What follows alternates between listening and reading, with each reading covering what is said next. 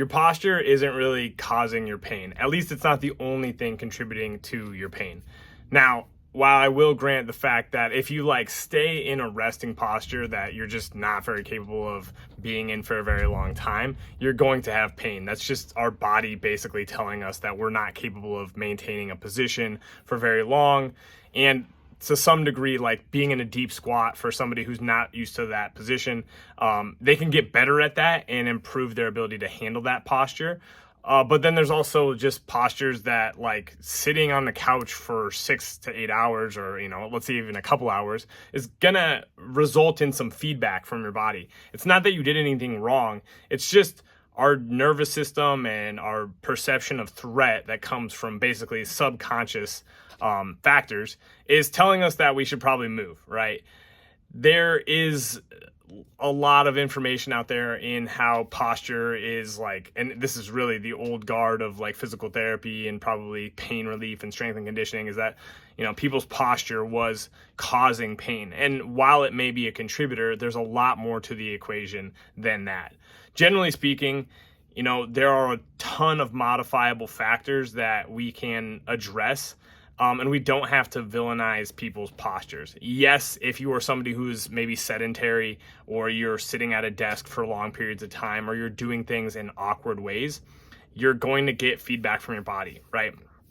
For instance, I've worked with people who are like dental hygienists or surgeons, honestly, or surgical technicians, or physician's assistants who are surgeons. And just some of the postures that they have to get in for prolonged periods of time are hard, right? That doesn't mean that that was the problem. What matters is addressing the variables we can, like improving upper back strength, improving general mobility, improving the whole strength and conditioning of you, the organism, can really be a benefit for being able to tolerate the prolonged positions that people often have to be in, right? Your posture is basically a response to the environment you're in, right? When you're chilling on the couch, it doesn't really matter. You don't have to have a lot of stability. You're not gonna like have a bunch of negative impact of just chilling out, right? If you're in a prolonged posture in bed, you might get some feedback for that. Doesn't mean it's wrong or right.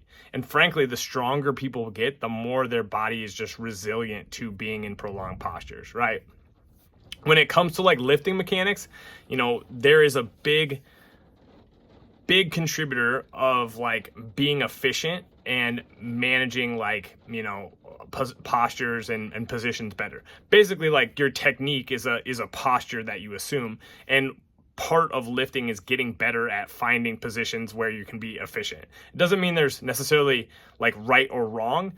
Sometimes like you can develop the competency to do things in a way that we wouldn't necessarily think is advantageous. Think about like lifting with a rounded back. There's people that can lift with a rounded back a lot more weight than they could with a straight back, frankly, because their body just wants to get into that position. It's a little easier for them to move loads.